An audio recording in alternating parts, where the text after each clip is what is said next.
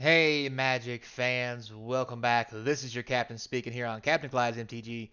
We're back for Mo Money Double Masters 2022 Part 2.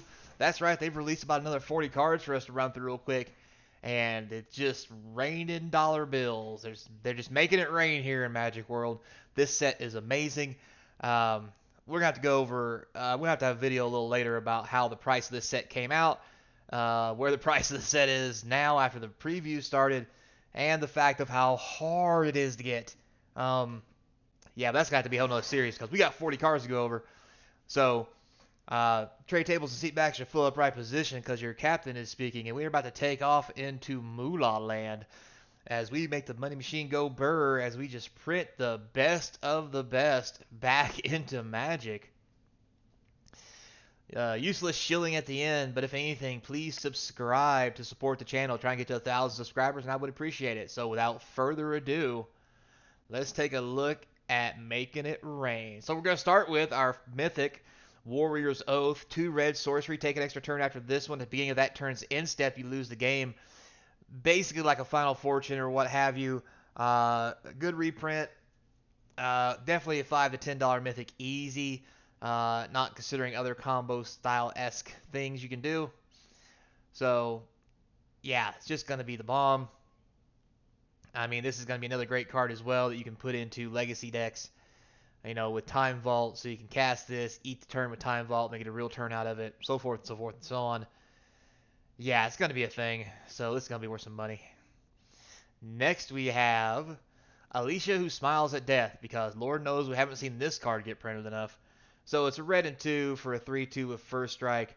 Whenever she attacks, you may pay hybrid white or black mana, 2 of them.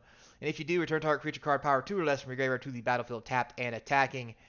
Not a great card now, wasn't in standard from cons, but probably going to be the dollar bin. We have Judith, the Scourge Diva. So red, black, and 1/2/2 from Rivals of Ixalan. Not Ixalan, I'm so sorry. Ravnica. Ravnica. It starts with an R. I'm professional. I know what I'm doing. Other creature control get +1/+0. Whenever non-token creature control dies, you, the Scourge Diva, deals 1 damage to every target. It was always a good card. Worth a little bit. Didn't sustain the price, and it really hasn't seen play much less since it's left standard. Burning Tree Emissary. I mean, why not? This is just a great, well, it was uncommon, now common apparently. 2 hybrid mana for a 2/2 that when it comes in, you get your mana back. Yeah, why not? Because bushwhacking, that's why. So, moving right on, next we have Bloodbraid Elf reprint at uncommon, very sweet. Green, red, and 2 for a 3/2 with haste and cascade, which means you can cast a spell for free off top your deck that is less than 4 mana, i.e. Liliana of the Veil. That's been the most popular hits here lately. This is a great card since it's unbanning in Modern. Has seen quite a bit of play. But it is becoming a little less popular just because of all the other power cards that are coming out. Like, this is to the point where, as sad as it is to say, this is not as powerful as it used to be, which is scary in lots of different ways. So, moving right along. Next, we have a reprint of Summer Bloom, of all things. A green and 1 sorcery, put 3 additional lands into play this turn. This was a card real big in Titan. In Modern, it got banned because of how quick it could make everything come out.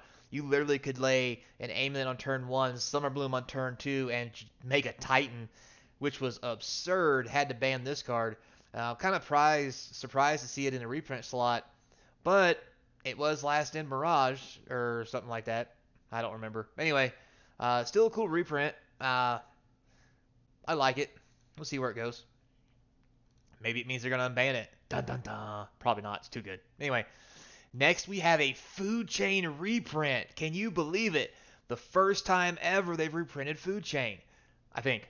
Anyway, point being, green and 2 for an enchantment mythic. It says exile creature you control, add X mana of any one color to your mana pool. X is 1 plus the exile creature's mana value. Spend this mana only to cast creature spells.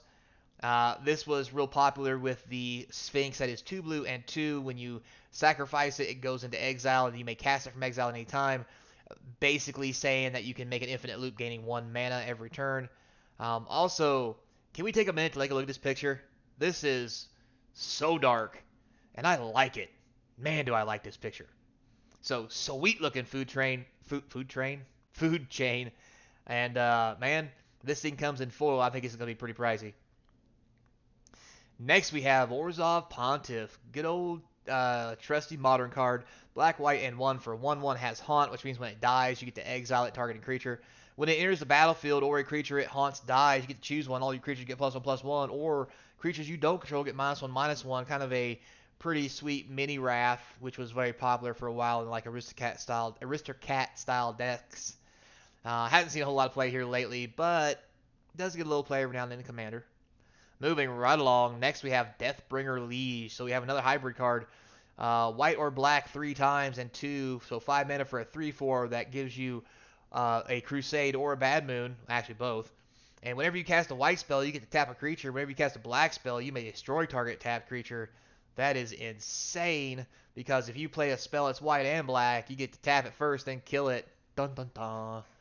So, this is going to be sweet in draft. However, probably doesn't see a whole lot of play outside of that. Maybe a little commander play.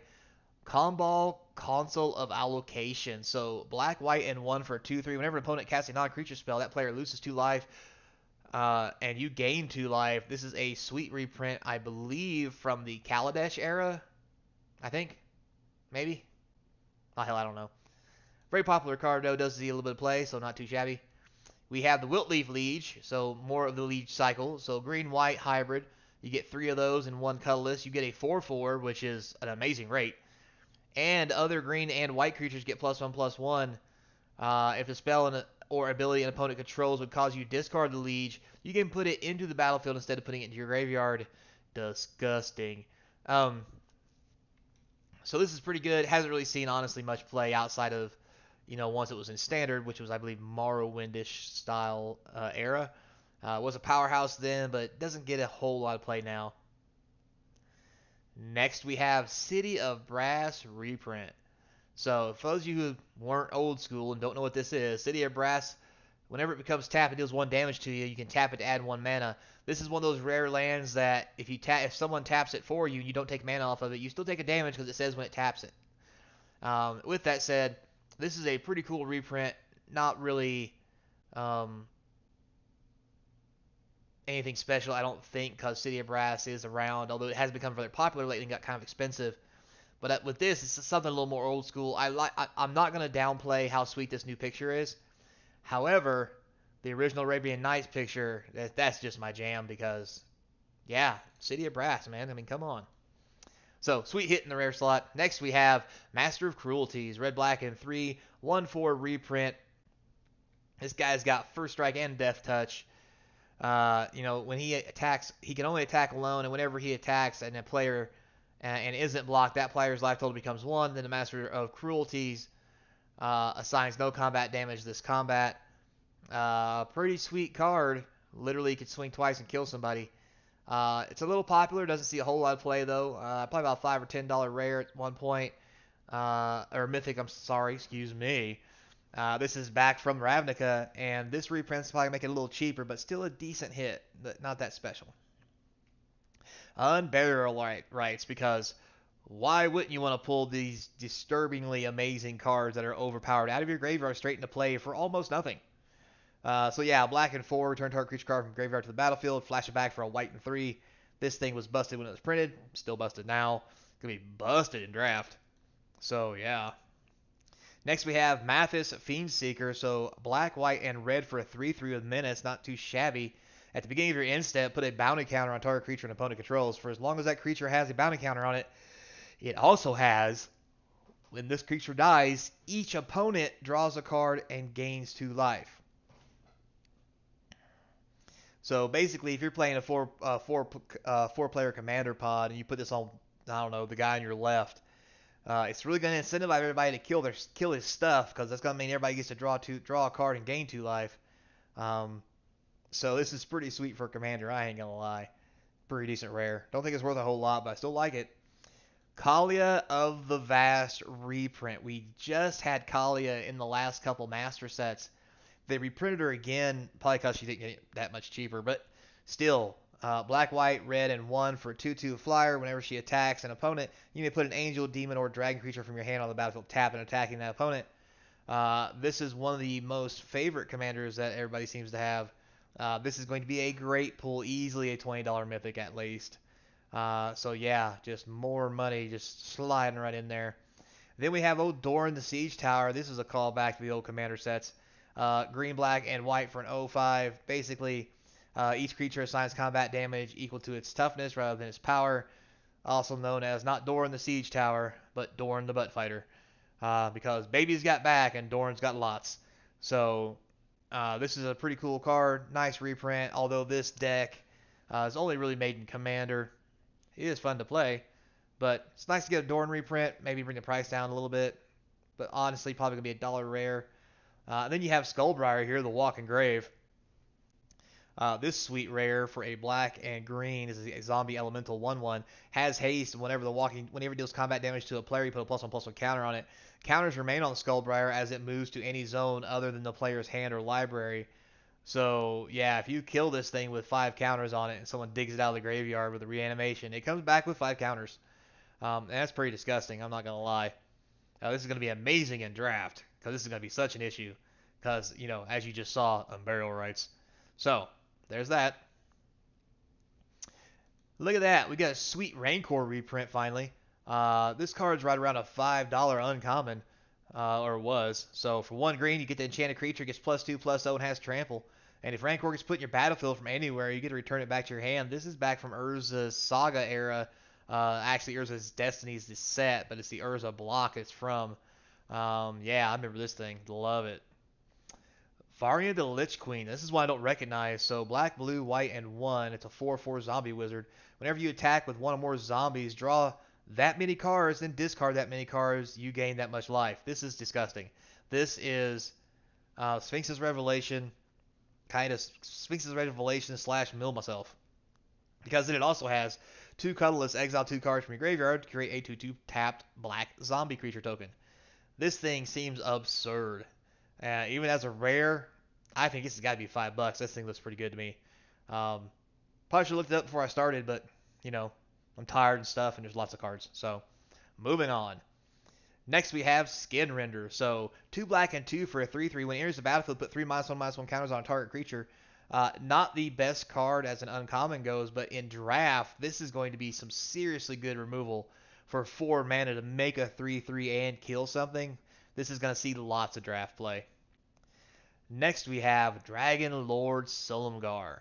Boy, back in the day of cons, black, blue, and 4 for a 3/5 flying death touch. When he enters the battlefield, gain control of target creature or planeswalker for as long as you control the dragon.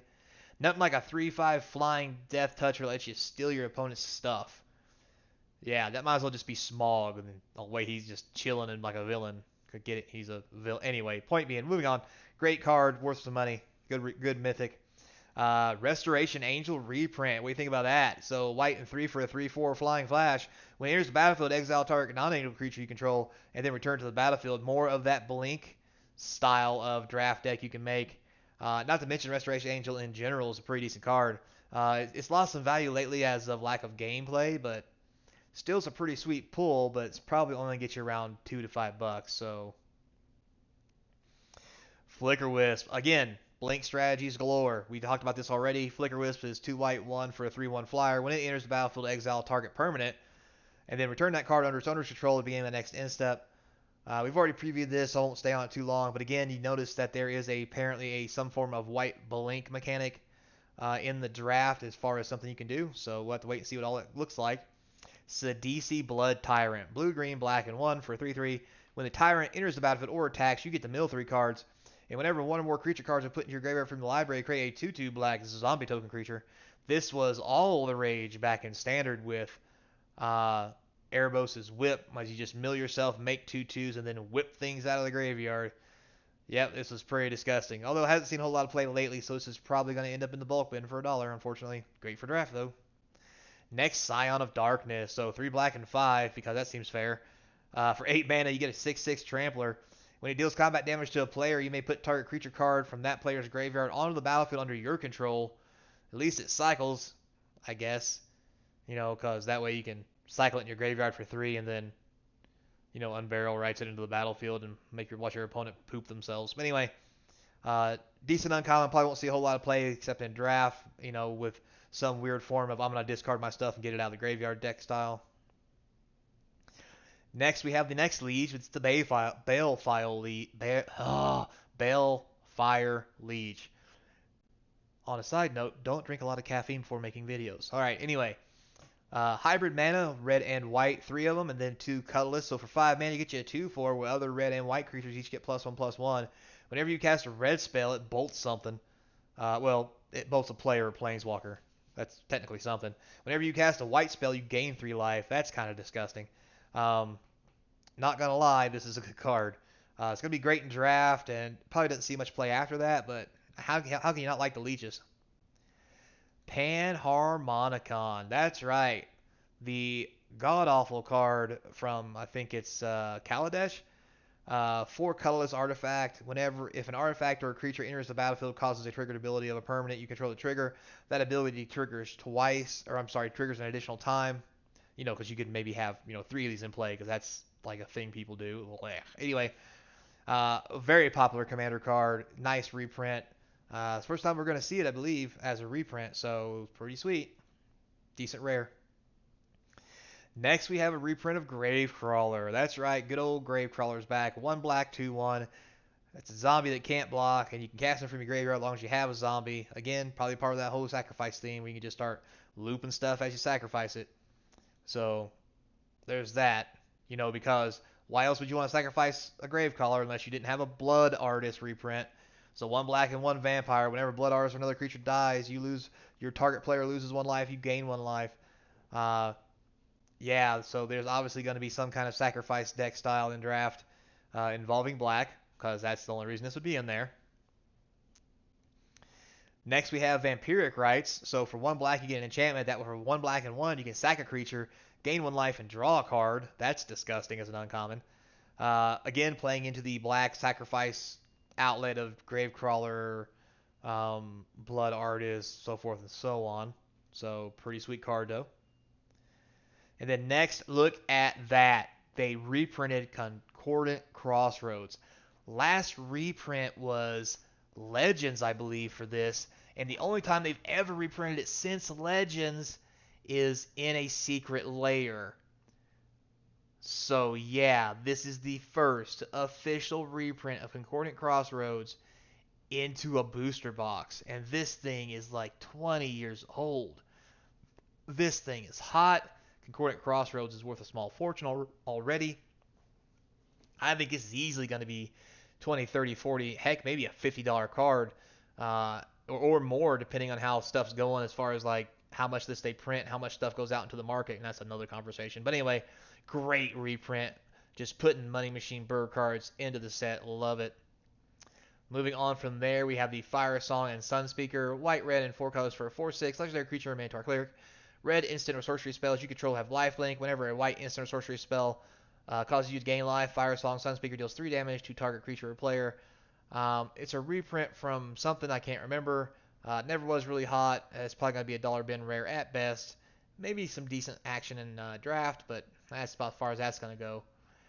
And it looks like we're done for the day. So big deal for me today, Concordant Crossroads. I cannot believe they put a Concordant Crossroads reprint into this set with everything else that's already in it. This is absurd. This set's worth so much, and this is why we're seeing the box prices and pre-sale prices go through the roof as people sell out. I mean, Amazon sold out, for the love of God. Anyway, another video for that.